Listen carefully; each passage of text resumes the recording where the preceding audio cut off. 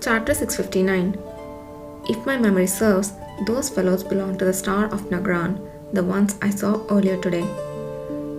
These people had left their homes with difficulty and joined the cavalry, only to fall prey to such schemes within a day. Judging by their attitudes, more with shame and awkwardness than with dark greed, it was clear they had truly believed this place was not as bad as it seemed. Either thought they don't know the difference between a regular random fight and one specifically for awakened fighters. Though frustrated, Either realized he needed to act quickly before they became prey in the awakened fighters arena. The contracts and oaths created by the Nukijo gang, as well as the drugs they were fed, posed no real constraint to either. The oaths weren't even properly certified, thanks to Kishir, who had intervened cleverly, allowing him to pretend not to understand the written word and avoiding direct signing. The binding power of the oaths was almost imperceptible. Of course, to those who don't understand oaths, it could still be threatening, but that's not the case for me, Either reflected. He had seen that the oath, for the most part, only compelled the participants to join the fights regardless of the situation, along with subtly mixed clauses to prevent easy escape. In essence, for those like Yether, who had no intention of running away and instead planned to destroy the system from within, these oaths were of little concern. Idiots. It's evident how easily they have been operating until now. The failure of those responsible for maintaining public order led to such situations. Either considered them all worth eliminating. I do too. As Either surveyed the room, he counted the debts he would settle when he swept those scoundrels away. I can overlook the drugs mixed in my food and drink, but the one who hit Kishir's face must pay back tenfold. Wait, they hit Kishir's face? That fucker is dead.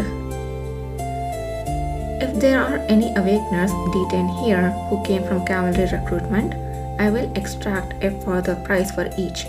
Ah, and there is a part to show to Oshi too. He remembered Oshi, the vengeful soul he had met in the West. She was currently imprisoned and laboring quietly. A year ago, she had narrowly escaped human trafficking and ended up in the Star of Nagran. Her descent into vengeance was fueled by the survival of only herself, despite having a family who were also kidnapped. Her deep anger had abated only when her power surged to the point of self-destruction. This was reaffirmed through information gathered from several awakeners from the Star of Nagran, including Rubel, during the process of capturing and imprisoning Oshi. To Oshi, who had screamed at Kishir, questioning what they had done when others like her needed salvation, Kishir had calmly replied, I will help you see clearly again who to blame, who to avenge, and what consequences your own actions have wrought. Since then, Oshi had been helping rebuild Tenu, atoning for the indiscriminate killings she had caused. Now it was time to show both Oshi and the cavalry where she had been taken a year ago and who truly deserved punishment. As Either's gaze sharpened, a faint tapping sound suddenly echoed from above. Looking up, he saw a new selection of seemingly empty ceiling retracted upwards, revealing a hidden space. From there, a voice rang out. Oh my, the owner of the room is still awake. Would you scold the rude night visitor who desired to see your face at this late hour? The voice was grandiose and embarrassingly formal, yet playful and smooth, like something out of a high society gathering. In an instant, all thoughts cleared from Either's mind.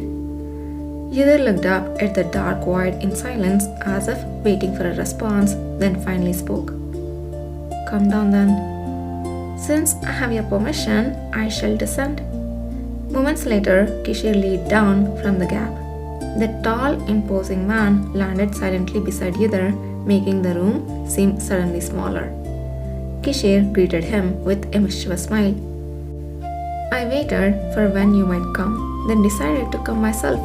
Waiting has its charms, but sometimes it's better to seek out what you desire. Kishir was indeed larger than life and never short of words, Either, instead of pointing this out, exhaled softly and asked, "Was your journey here uncomfortable?" Not in the slightest. The ceiling had a protective magic circle, creating quite a spacious area. Plus, moving from the next room was easy. That's good to hear. I took the liberty of disabling that magic circle on my way here. Had the Nukijo gang heard this, they would have screamed in horror at the destruction of their expensive magic circle, but Yidhir was the only one present. That's also good. Are you alright from the drug you took earlier? Absolutely fine. I haven't cultivated such a weak tolerance to poison. Besides, you ate most of it for me, so perhaps you should be more concerned about yourself. You already know that it won't affect me. Yidhir had suspected something was amiss when Nukijo kept offering drinks. He had cunningly eaten most of Kishir's food in his stead. It had taken time to confirm that the intended effect was sleep, as there were many possibilities for tempering. I thought it would be more likely a stimulant or relaxant, but a sleeping drug? A rather mundane approach in retrospect.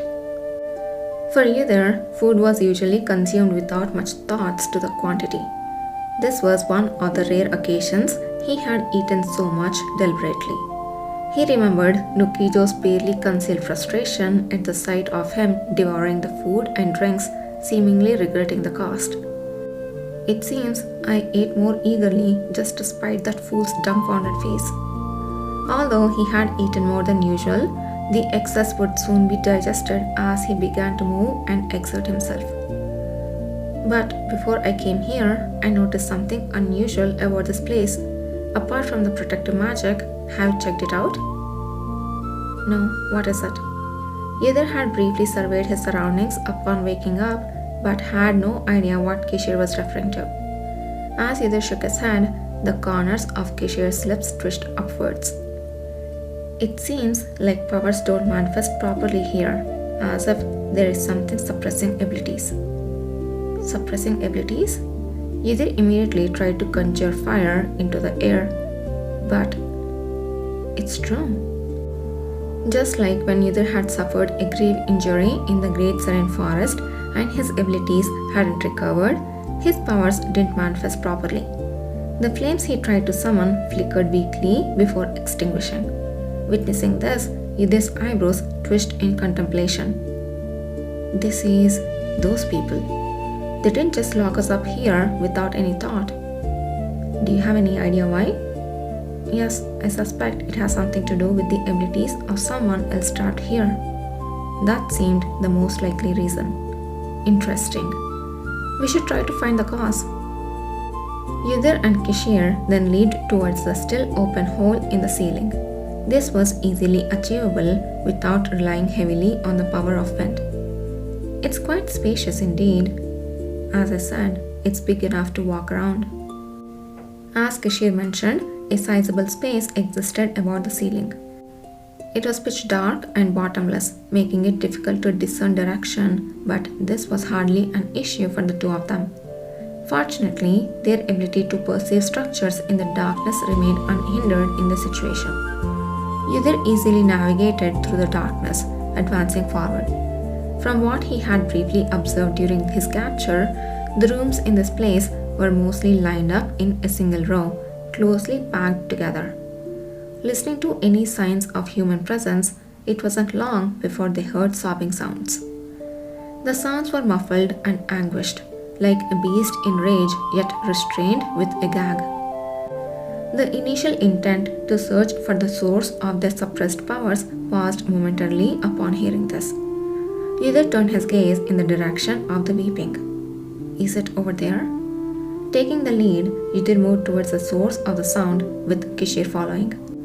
The location wasn't far from their room. Kishir easily lifted the floor to reveal the scene below. The sight in the room, viewed from above, was harrowing. A bloodied mass was tied with chains, emitting guttural sounds.